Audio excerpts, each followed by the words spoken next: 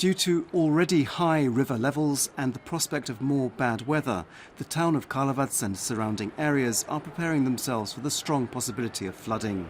The Flood Defence Committee met today, and citizens in vulnerable areas are being advised to move their possessions to the upper floors of their properties.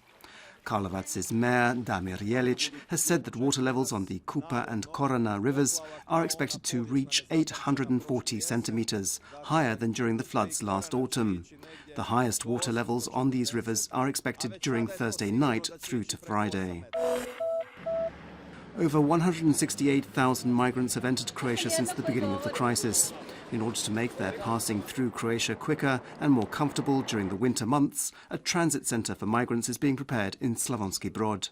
The centre will be situated in a former storage facility of the INA oil company, where there is already infrastructure and 2 railway lines leading into the complex. Slavonski Brod Mayor Mirko Duspara has said that he does not expect any problems, noting that the people of Slavonski Brod also helped people in difficulty during the war in 1992. Ivo Sanada's defence lawyers have confirmed that Jerko Rosin and former parliamentary speaker Luka Bebic have both offered up a property as a guarantee for the former Prime Minister and HDZ leader's bail, set at 12.4 million kuna. A previous offer of 2 properties was rejected as their legal status was questionable. A retrial in the Fimi Media corruption case will be held, and if this new offer is accepted, Sanada could be released from prison. Denis Smajo, one of the leaders of the Franak Borrowers Advocacy Group, resigned yesterday in the wake of a newspaper interview in which he claimed that Finance Minister Boris Lalovac had personally informed him that the Constitutional Court would suspend the law on the conversion of Swiss franc loans into euros 2 days after the upcoming parliamentary elections, and that some bankers and HDZ members were in on the deal. Yesterday, Lalovac told the press that he had heard about this deal but couldn't confirm if it was true, and that he had not spoken to the press, calling on the HDZ to state their position on the law, while senior HDZ MP Gordan Jandrokovic dismissed the claim as a lie cooked up by the SDP.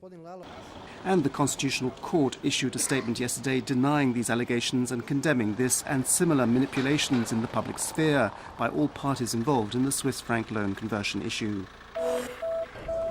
Sport, and in the 10th and final qualifying round for the 2016 European Football Championships, Croatia faces Malta this evening. Real Madrid midfielder Luka Modric won't be playing due to injury.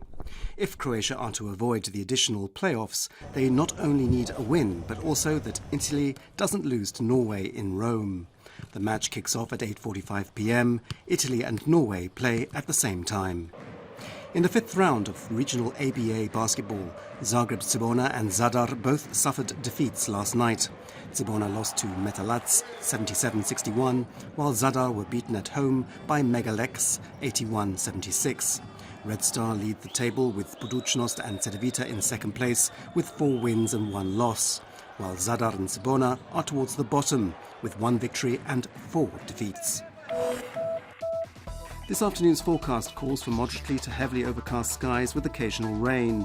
On the northern Adriatic coast there'll be rain showers and thunderstorms. The least rain is expected in the east and south of the country.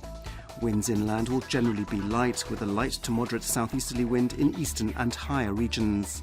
On the coast there'll be a moderate southeasterly Yugo wind, which will strengthen towards the end of the day.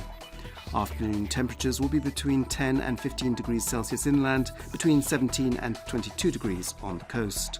The next couple of days will be cloudy and rainy, with heavier rain expected in western regions. There will also be some occasional rain on Friday, but much less. And despite the rain, temperatures will become warmer. On the coast, the next few days will be rainy with a Yugo wind. Downpours will be heavier in places and thunderstorms are possible. There'll be a strong to very strong southerly wind, which on Friday will weaken.